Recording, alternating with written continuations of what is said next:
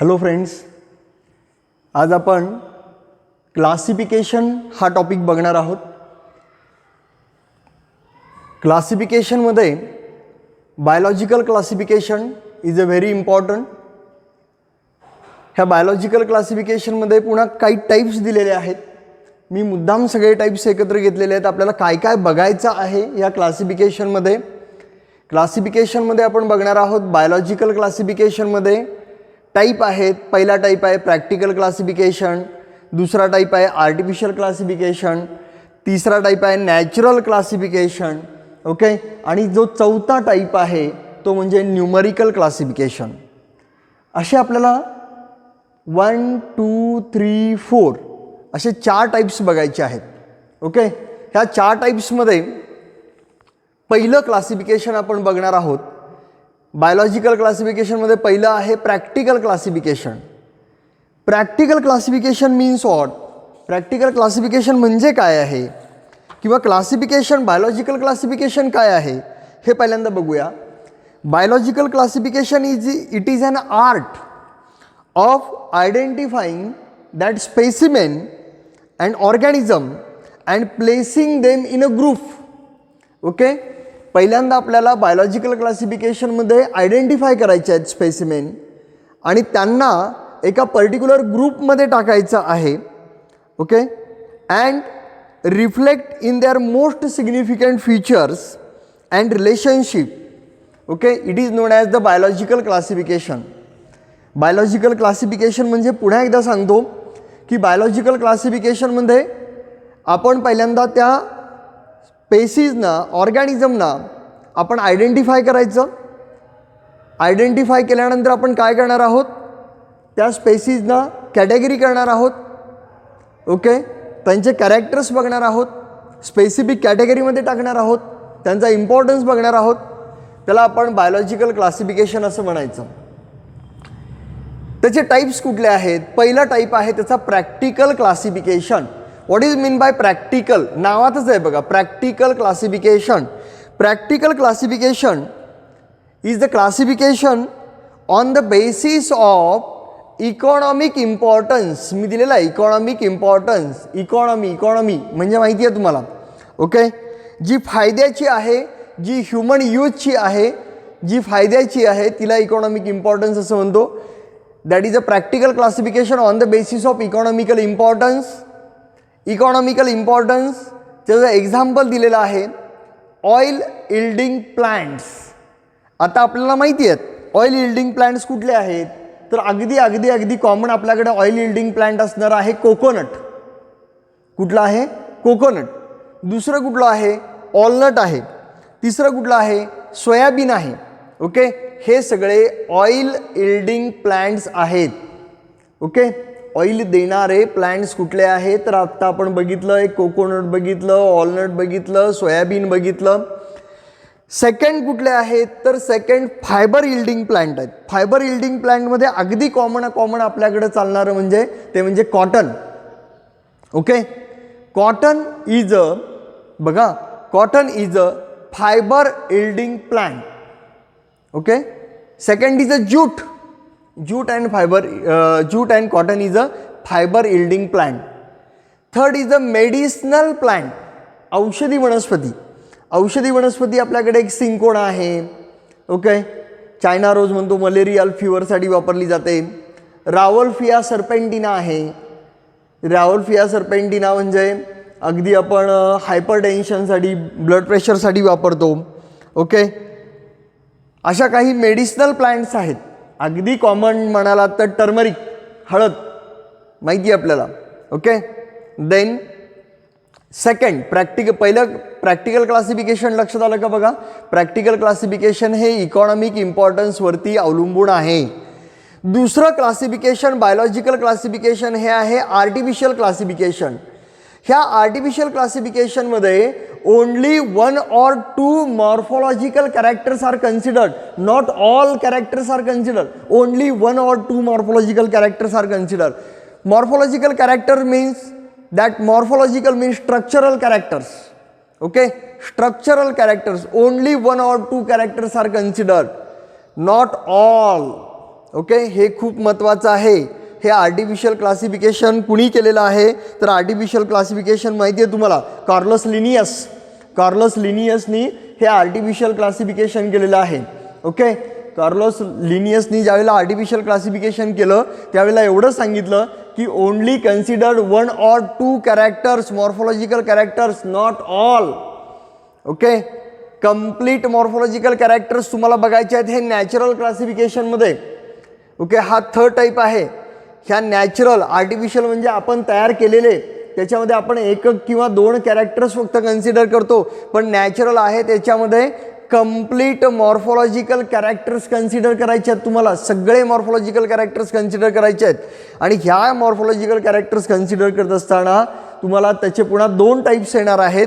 पहिला टाईप आहे तो म्हणजे नॉन फायलोजेनेटिक आणि दुसरा बघा, दुसरा आहे phylogenetic. Natural non phylogenetic classification, natural phylogenetic classification. आपण कालच्या लेक्चरला सुद्धा बघितलं होतं की फायलोजेनेटिकचं मिनिंग सांगितलं होतं मी तुम्हाला. फायलोजेनेटिक म्हणजे इव्हॅल्युशनरी relationship.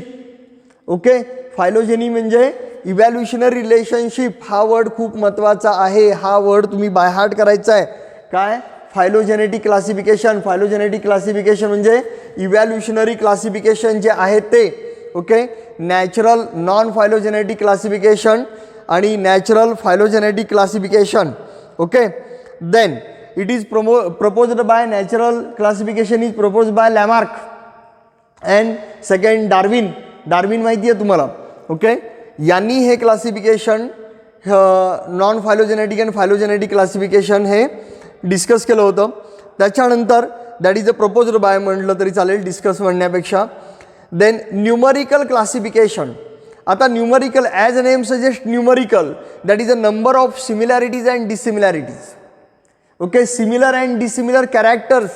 Okay, number of similar and dissimilar characters are considered, that is known as the numerical classification. That is known as the numerical classification. इथपर्यंतचा पार्ट लक्षात आलेला आहे का? बघा, हे जे सगळं क्लासिफिकेशन आहे, पहिलं क्लासिफिकेशन आहे बायोलॉजिकल क्लासिफिकेशनमध्ये. फर्स्ट टाईप आहे प्रॅक्टिकल, सेकंड टाईप आहे आर्टिफिशियल, थर्ड टाईप आहे नॅचरल. नॅचरलमध्ये पुन्हा 2 आहेत, natural non phylogenetic, natural phylogenetic आणि तिसरा आहे न्यूमरिकल क्लासिफिकेशन. हा चार्ट लक्षात आलेला आहे का? बघा, पटकन बघून घ्या. या चार्टमध्ये काही डाऊट्स आहेत का?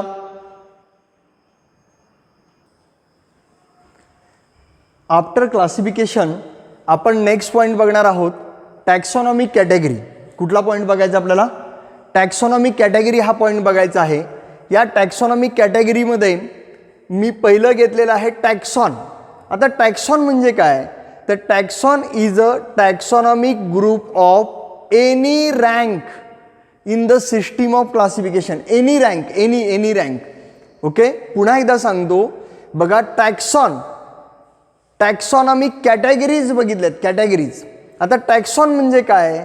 तर it is a taxonomic group of any rank सांगितलं in the system of classification. आता हे टॅक्सॉनॉमिक कॅटेगरी काय आहे हा पॉईंट खूप महत्त्वाचा आहे. ज्यावेळेला आपण दोन्ही बुक कन्सिडर करतो, मी सांगितलं तुम्हाला एक स्टेट बोर्डचं पण बुक तुमच्याकडे पाहिजे आणि NCERTचं पण बुक पाहिजे. पण यामध्ये कन्फ्युजन कसं होतं, जर तुमच्याकडे स्टेट बोर्डचं बुक तुम्ही कन्सिडर करायला लागलात सुरुवातीला आणि नंतर NCERTचं बुक तुम्ही कन्सिडर करायला लागलात, तर ह्या टॅक्सॉनॉमिक कॅटेगरीमध्ये असं होतं की सर आम्हाला टॅक्सॉनॉमिक कॅटेगरी जी दिलेली आहे ही NCERTच्या पुस्तकामध्ये जर तुम्ही बघितलं तर NCERTच्या पुस्तकामध्ये टॅक्सॉनॉमिक कॅटेगरी हे पेज नंबर तुम्हाला 8 वरती दिलेलं आहे. त्याच्यामध्ये taxonomic कॅटेगरीची definition, taxonomic hierarchy, okay, काही वेळेला हायरार्ची असं म्हणतात, आणि टॅक्सॉन असं दिलेलं आहे. याच्या तिन्ही डेफिनेशन दिलेत. आणि सगळ्यात महत्त्वाचं पेज नंबर 10 वरती NCERTमध्ये मी बोलतोय, NCERT पेज नंबर 10 वरती taxonomic category showing hierarchical arrangement in ascending order. Okay, म्हणून एक चार्ट दिलेला आहे 1.1 वरती. तर आपण 2 गोष्टी करूया की सगळ्यात पहिल्यांदा NCERTमध्ये काय दिलेलं आहे बघू. NCERT मी मुद्दाम इथं मेन्शन करतो. बघा, इथं मेन्शन करून NCERTमध्ये ओके NCERTमध्ये मी मुद्दाम इथं लिहितो तुम्हाला पेज नंबर 10 वरती फिगर नंबर 1.1 कन्सिडर केलं तर टॅक्सॉनॉमिक कॅटेगरीज दिलेल्या आहेत आणि ह्या टॅक्सॉनॉमिक कॅटेगरीजमध्ये आपण बघा किंगडम ओके त्याच्यानंतर सेकंड दिलेला आहे फायलम और डिव्हिजन ओके त्याच्यानंतर दिलेला आहे क्लास ऑर्डर फॅमिली जीनस आणि स्पेसीज. आता इथं त्यांनी असेंडिंग ऑर्डरनी दिलेलं आहे. असेंडिंग ऑर्डरनी ही डायग्राम तुम्हाला दिलेली आहे पेज नंबर 10 वरती 1.1 मध्ये. आणि दुसरी गोष्ट इथं थोडंसं डॅश करतो आणि बघा आपल्या स्टेट बोर्डचं जे बुक आहे या स्टेट बोर्डच्या बुकमध्ये पेज नंबर 8 वरती स्टेट बोर्डचं book okay state board page number 8 figure number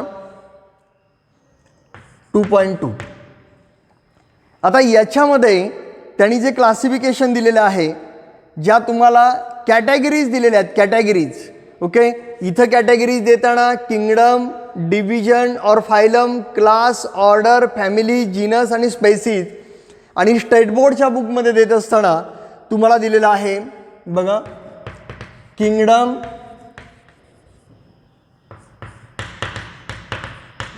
division और phylum class sub class okay series order family genus आणि स्पेसीज. याच्यामध्ये असेंडिंग असू दे किंवा डिसेंडिंग असू दे बेसिक डिफरन्स काय बघा इथं kingdom division class sub class series order family genus species अशा 9 दिलेल्या आहेत. 9 कॅटेगरीज दिलेल्या आहेत तुम्हाला. 9 काय दिलेल्या आहेत कॅटेगरीज. आणि इथं कॅटेगरीज किती दिलेल्या आहेत NCERTमध्ये कॅटेगरीज दिलेल्या आहेत kingdom division class order family genus आणि स्पेसीज अशा किती कॅटेगरीज दिलेल्या आहेत फक्त 7 कॅटेगरीज दिलेल्या आहेत. हे मोठं कन्फ्युजन आहे. याला म्हणत असताना मी थोडंसं वेगळ्या कलरने इथं इंडिकेट करतो. याला म्हणत असताना याला बिगेस्ट ग्रुप असं म्हणतात. याला म्हणतात बिगेस्ट ग्रुप ओके. आणि नुसतंच बिगेस्ट ग्रुप म्हणत नाही आहेत तर याला म्हणायचं 7 मेन 7 आहेत. 7 ह्या किती आहेत 7 main okay taxonomic category. Taxonomic 7 main taxonomic categories और याला जो दुसरं नाव आहे ऑब्लिगेट. काय नाव आहे ऑब्लिगेट. ऑब्लिगेट म्हणजे ऑब्लिगेट हा शब्द सारखा येणार आहे तुम्हाला लक्षात ठेवा इथून पुढे. ऑब्लिगेटला म्हणायचं इसेन्शियल. काय म्हणायचं इसेन्शियल. ऑब्लिगेट म्हणजे इसेन्शियल हे जर पाठ केलं तर पुढे ऑब्लिगेटचं कॉम्प्लिकेशन येणार नाही आहे कारण ऑब्लिगेट हा वर्ड सतत वापरला जाणार आहे आपल्याला ओके. तर हे जे 7 क्लासिफिकेशन दिलेलं आहे NCERTमध्ये हे करेक्ट आहे. हे बिगेस्ट ग्रुप आहे. हा 7 मेन कॅटेगरीज आहेत. मग इथं 9 का दिले ॲडिशनल का दिलेले आहेत इफ रिक्वायरमेंट. ज्यावेळेला रिक्वायरमेंट असेल त्यावेळेला kingdom division class main basically kingdom माहिती पाहिजे फायलम माहिती पाहिजे, जर ॲनिमली असेल तर फायलम, प्लॅन्टी असेल तर डिव्हिजन, क्लास माहिती पाहिजे, ऑर्डर माहिती पाहिजे, फॅमिली माहिती पाहिजे, जीनस माहिती पाहिजे, स्पेसिस, निदान ह्या 7 कॅटेगरीज तरी माहिती पाहिजेत. ह्या 7 कॅटेगरीज मग त्या असेंडिंग ऑर्डरनी असतील, डिसेंडिंग ऑर्डरनी असतील. असेंडिंग असू दे किंवा डिसेंडिंग असू दे, हा किंगडम हा लार्जेस्ट आहे. ओके, आणि हा स्पेसिस हा स्मॉलेस्ट आहे. स्मॉलेस्ट रँक आहे स्पेसिस आणि लार्जेस्ट रँक आहे किंगडम. त्याच्यामध्ये अजिबात फरक होणार नाही. लक्षात आलं? त्यामुळं असेंडिंग आणि descending order is a correct, दोन्ही बरोबर आहे. ओके, फक्त तुम्हाला लक्षात काय ठेवायचं आहे, ह्या जर 7 कॅटेगरीज असतील तर ह्याला ऑब्लिगेट म्हणायचं और इसेन्शियल म्हणायचं, किंवा सम एक्स्ट्रा कॅटेगरीज आहेत. जसं इथंपर्यंत किंगडम, डिव्हिजन, क्लास इथंपर्यंत सेम आहे, पण सबक्लास घेतलेला आहे, सेरीज घेतलेला आहे. ह्या 2 गोष्टी तिकडं वाढवलेल्या आहेत. ज्या वेळेला गरज असेल, ज्या वेळेला एक्स्ट्रा ओके सब कॅटेगरीज, सब डिव्हिजन वापरलं जाईल. ओके, इफ नीडेड, ज्या वेळेला गरज असेल त्यावेळेला ते वापरले जातील. हे लक्षात आलं का? हे NCERT आणि स्टेट बोर्डमध्ये हा डिफरन्स आहे. आता फॉर एक्झाम्पल घेतलं आपण किंगडम प्लॅन्टीचं एक्झाम्पल घ्या. किंगडम प्लॅन्टीचं, किंगडम प्लॅन्टीमध्ये आपल्याला माहिती आहे, समजा आपल्या ह्या रूममध्ये सगळीकडे प्लांट्स भरले, तर लगेच आपण किंगडम प्लॅन्टीचं क्लासिफिकेशन करतो. नुसतेच प्लांट आणलेत आणि ह्या रूममध्ये टाकून दिलेत असे आहे का? नाही आहे, तसं करत नाही आपण. काय करतो आपण, तर प्लांट जे आहेत यांचं क्लासिफिकेशन लगेच करतो. प्लांटचं क्लासिफिकेशन कसं केलं तुम्ही? That is a non flowering plant. तुम्ही ह्या रूमचं लगेच डिवायडेशन करता आणि सांगता या बाजूला ना सगळे नॉन फ्लॉवरिंग प्लांट्स आहेत. Non flowering plant, non seed bearing plant, only spore forming plant, सगळे या बाजूला जाऊ देत. या बाजूला काय करूया, सगळे flowering plant, seed bearing plant सगळे या बाजूला जाऊ देत. म्हणजे तुम्ही 2 कॅटेगरी केल्या पहिल्यांदा. That is a non flowering plant and flowering plant. बरोबर आहे. नॉन फ्लॉवरिंग प्लांट म्हणजे स्पोर फॉर्मिंग प्लांट आहेत. त्याच्यामध्ये पुन्हा 3 कॅटेगरीज केल्या की तुम्ही पहिल्यांदा म्हणाला Thallophyta, look like a thallus, can't differentiated into root, stem, leaves. जे अल्गी आहेत त्या अल्गी बाजूला काढा. दुसरे ब्रायोफायटा बाजूला काढा, टेरिडोफायटा बाजूला काढा. इकडच्या बाजूला जे सीड बेरिंग आहेत, फ्लॉवरिंग आहेत, त्यांच्यामध्ये जिम्नोस्पर्म, अँजिओस्पर्म बाजूला काढा.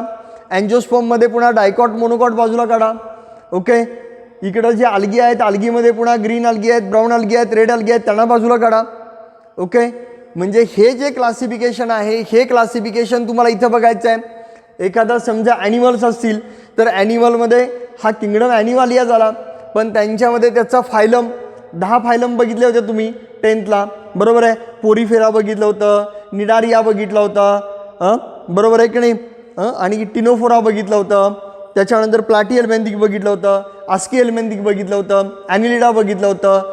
अरे बरोबर का सगळे? मोलुस्का बघितलं होतं, आर्थ्रोपोडा बघितलं होतं, इकिनोडर्माटा बघितलं होतं. हे सगळे फायलम्स आहेत. पुन्हा त्यांच्यामध्ये क्लास आला.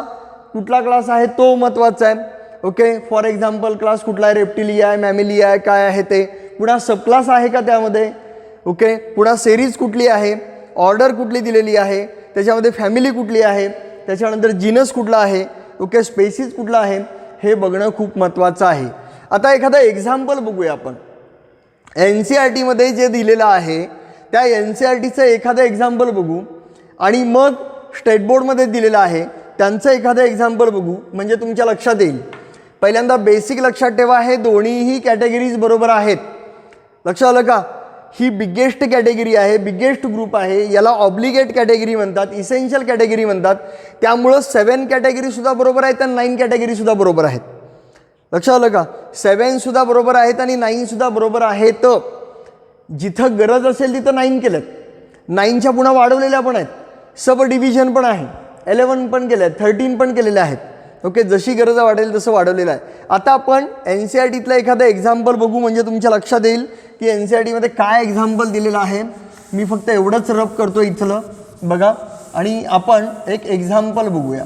एक एक्झाम्पल बघितल्यानंतर तुमच्या बऱ्यापैकी डोक्यात येईल की काय आहे ते. आता इथं फायलम आणि डिव्हिजनच्या रिलेटेड जे काही आहे ते टाकू आपण.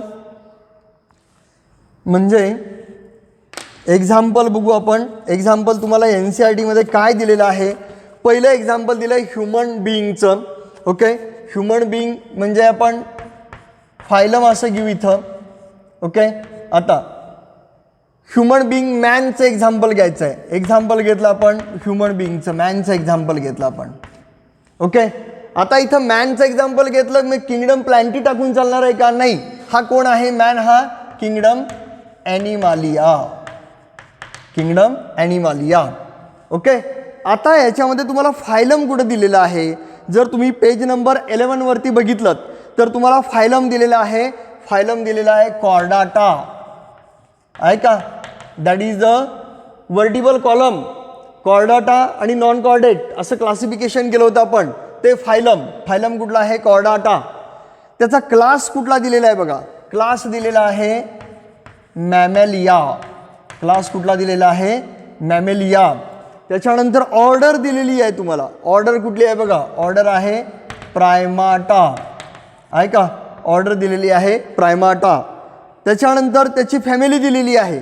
फॅमिली दिलेली आहे होमिनायडी दिलेली आहे का बघा? HOMINIDAE, होमिनायडी. त्याच्यानंतर जीनस दिलेला आहे. जीनस दिलेला आहे होमो आणि स्पेसिस दिलेला आहे होमो सॅपियन्स दिलेला आहे का बघा? होमो सॅपियन्स, होमो सॅपियन्स असं दिलेलं आहे.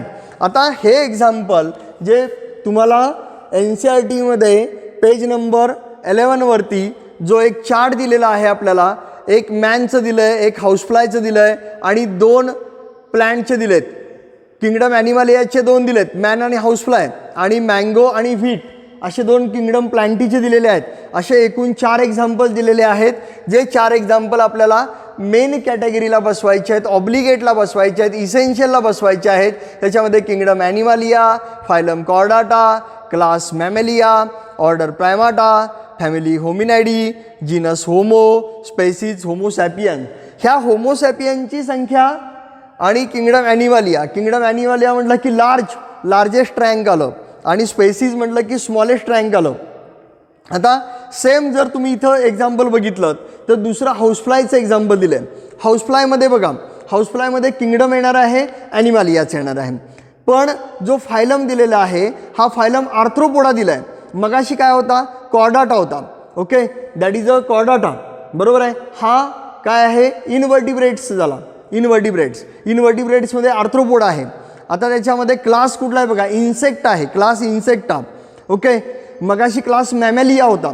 ओके, लार्जेस्ट क्लास आर्थ्रोपोडामध्ये लार्जेस्ट क्लास कुठला आहे? तर 75% आर्थ्रोपोडामध्ये सगळे इन्सेक्ट असतात. ओके, आणि मग 25% बाकीचे आहेत. हा लार्जेस्ट फायलम आहे. लार्जेस्ट फायलममध्ये 75% इन्सेक्ट असतात. हे लक्षात ठेवा. आपण किंगडम ॲनिमालियामध्ये बघणार आहोत. ऑलरेडी तुम्हाला किंगडम ॲनिमालिया हा 10th ला झालेला आहे. पुढे क्लासमध्ये डिफरन्स आहे. ऑर्डरमध्ये डिप्टेरिया आहे, फॅमिलीमध्ये मुस्किडी आहे, जीनसमध्ये मुस्का आहे आणि बायोलॉजिकल नेममध्ये मुस्का डोमॅस्टिका आणि हाऊसफ्लाय दिलेला आहे. आता समजा जर प्लॅन्टी असेल तर आपण काय करणार आहोत? एक एक्झाम्पल दिले तुम्हाला मँगोचं. मँगोमध्ये एक्झाम्पल जर घेतलं तर तुम्ही किंगडम काय म्हणणार आहे? त्याचा किंगडम प्लॅन्टी म्हणणार आहे. त्याचं डिव्हिजन दिलेलं आहे तुम्हाला, डिव्हिजन अँजिओस्पर्मी. इथं डिव्हिजन म्हणायचं, फायलम म्हणायचं नाही, म्हणून तिथं ऑब्लिक केलेलं आहे. फायलम अँजिओस्पर्मी. अँजिओ म्हणजे एन्क्लोज्ड सीड, माहिती आहे तुम्हाला. त्याच्यानंतर क्लास, एकाचं एक्झाम्पल मँगोचं डायकॉट आहे आणि व्हीटचं मोनोकॉट आहे. ओके, त्याच्यानंतर ऑर्डर बघा, फॅमिली बघा, फॅमिली दोघांची डिफरंट आहे. जीनस आणि बायोलॉजिकल नेम म्हणजे स्पेसिस. ओके, हा 7च्या कॅटेगरीमध्ये बसतं सगळं. आणि आता तुम्हाला जर स्टेट बोर्डचं पुस्तक घ्यायचं झालं तर स्टेट बोर्डच्या पुस्तकामध्ये पेज नंबर 8 वरती ह्या ज्या कॅटेगरीज दिलेल्या आहेत ह्या 9 कॅटेगरीज दिल्यात. आणि ह्या 9 कॅटेगरीजमध्ये एक एक्झाम्पल आपण बघूया जे किंगडम प्लॅन्टीच्या रिलेटेड आहे. त्याला आपण चायना रोज असं म्हणतो. एक्झाम्पलचं इथं मी लिहितो. एक्झाम्पल जर आपण समजा चायना रोज बघितलं, या चायना रोजचं एक्झाम्पल येतं किंगडम प्लॅन्टी. ओके, लक्षात आलं का? काय घेतलं आपण? किंगडम प्लॅन्टी घेतलं. आता इथं फायलम नाही घ्यायचा, इथं काय घ्यायचं आहे आपण? डिव्हिजन घ्यायचं आहे. इथं डिव्हिजन कुठलं घेणार आपण? डिव्हिजन अँजिओस्पर्मी. डिव्हिजन अँजिओस्पर्मी. क्लास कुठला आहे? क्लास आहे डायकॉट, डायकॉटिलिडॉनी. सब क्लास कुठला आहे? पॉलीपेटॅली. ओके, पॉलीपेटल्स आहेत ह्या पॉलीपेटॅली. त्याच्यानंतर सेरीज कुठला आहे? सेरीज आहे थॅलॅमिफ्लोरी. ओके, थॅलॅमस. पॉली म्हणजे मेनी. पेटल्स जे असतात ना ते मेनी पेटल्स आहेत, म्हणून सब क्लास पॉलीपेटॅली. सेरीज थॅलॅमिफ्लोरी. ओके, थॅलॅमिफ्लोरी.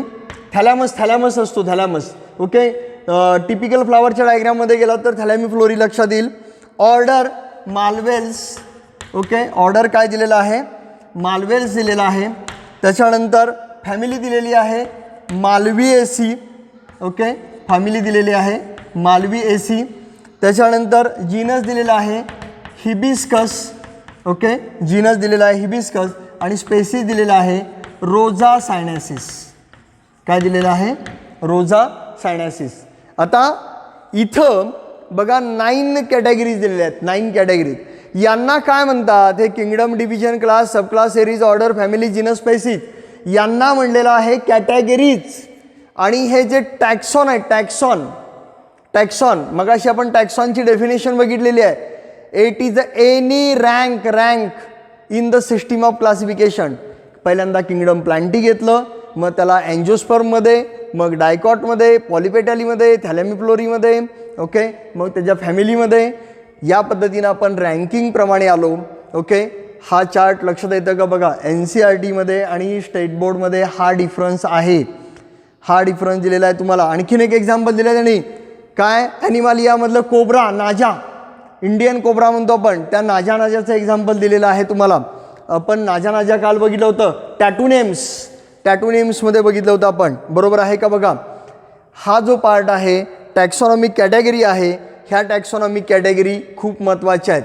आता ह्या टॅक्सॉनॉमिक कॅटेगरीमध्ये काही वेळेला तुम्ही म्हणाल की सर क्लास, ऑर्डर, फॅमिली जे आहेत त्यांचं हे लक्षात राहत नाही आहे, ती नावं कशी लक्षात राहायची? तर त्याच्या पाठीमागे सफिक्स असतं. हे सफिक्स काय असतं हे जर तुम्हाला लिहून दिलं मी, फक्त सफिक्स कुणाला नाही आहे तर पहिला कोण आहे? किंगडम. शेवटचा कोण आहे? स्पेसिस. बरोबर आहे का? शेवटचा कोण आहे? स्पेसिस. आणि आणखीन एक जीनस. ह्या जीनस, स्पेसिस आणि किंगडम यांना फक्त सफिक्स नसतं, बाकीच्यांना सफिक्स असतं. हे सफिक्स मी तुम्हाला एकदा लिहून देतो. सफिक्स लिहून दिल्यानंतर तुमच्या लक्षात येईल आणि हा चार्ट तुम्ही करायचा आहे. आता याच्यामध्ये सफिक्स फक्त घेऊया आपण. सफिक्स घेतल्यानंतर हा पार्ट इथं आपला थांबेल. सफिक्समध्ये काय काय दिलेलं आहे हे तुम्हाला मी दाखवतो. सफिक्समध्ये मोस्टली सांगितलं मी तुम्हाला, किंगडम, जीनस आणि स्पेसिस यांना सफिक्स नसतं. ओके, बाकीच्यांना सफिक्स दिलेला आहे. काय सफिक्स आहे? सफिक्स म्हणतात त्याला.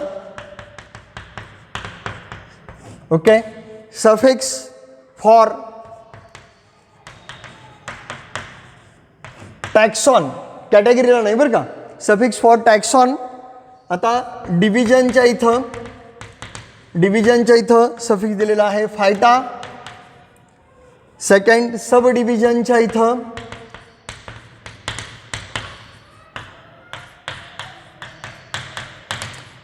फायटिना.